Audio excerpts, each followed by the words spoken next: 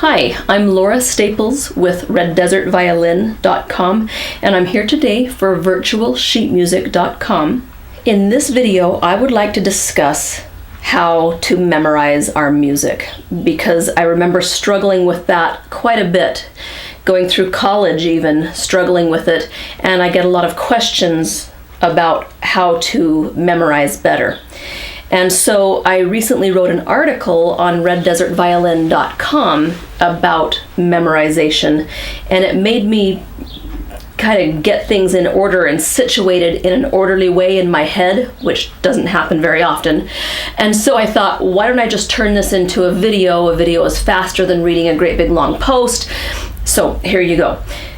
With memorizing music, there's basically three different types of memory that come into play. There might be others. These are the three that I rely on and that I'm aware of. If you know of others, I'd love to hear from you. The three types of memory that I'm aware of and that I'll talk about today is the aural memory, or playing by ear and recognizing the tune by ear. The other is kinesthetic memory, or your muscle memory. How well do your fingers know where they're going? And the third type is intellectual memory. And a lot of us have one of those types of memory that is very dominant and that we rely on. What a lot of us don't realize is that we need to develop and utilize and prepare the other two types of memory so that they can overlap and they can compensate when one type might fail due to nerves or whatever. Then the other kind of memory can kick in because you've prepared all three. All right, so I'm going to give you some tips on developing each type of memory. And I want to encourage you to pay attention and analyze yourself and decide which type of memory is your dominant type, which type do you default to, which type are you using when you're memorizing a tune. You may have that type of memory already well developed, but you also might get some tips from this video on how to even improve your dominant form of memory. So let's talk about the aural memory first. Basically, this is how well you can remember it in your head.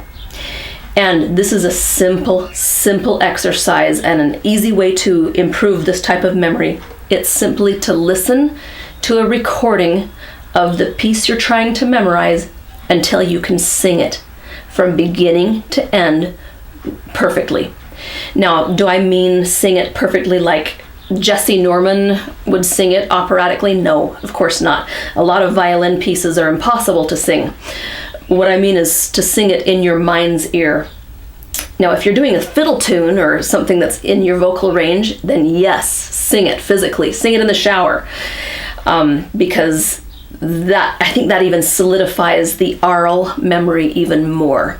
But if it's like the Mendelssohn Violin Concerto or really fast notes or something, then just be able to sing it measure by measure without missing anything. And then you will have the aural memory memorized, so to speak. Doesn't mean you can play it yet, but it means that you have it memorized by ear. Okay? The second type of memory, the kinesthetic or the muscle memory. This one is handy, but I think it's the least reliable because I used to rely on this one a lot, and it would go fine and dandy until I got nervous. And then I'd start thinking too much about what I was doing, and then my thought process would completely throw my fingers off and I'd be in trouble. But this is a handy type of memory to have in place because it can bail us out when some of the other types of memory might fail. So what you want to do to develop your kinesthetic or your muscle memory is to just play a certain passage that you're working on. If it's a short piece, play the whole piece. But if it's a big long concerto, just pick the passage that you're working on and that you want to solidify your memory in, and play it enough times that your fingers feel like they know where they're going, even if you're not concentrating on it.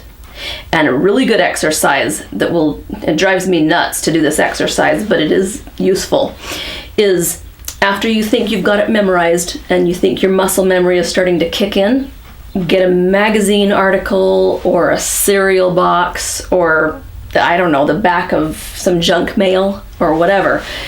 And while you're playing that passage, read the words on the page and read them and pay attention to what they mean. And then after you're done playing, ask yourself if you comprehended what you read in the magazine article, and did you also get through the passage successfully.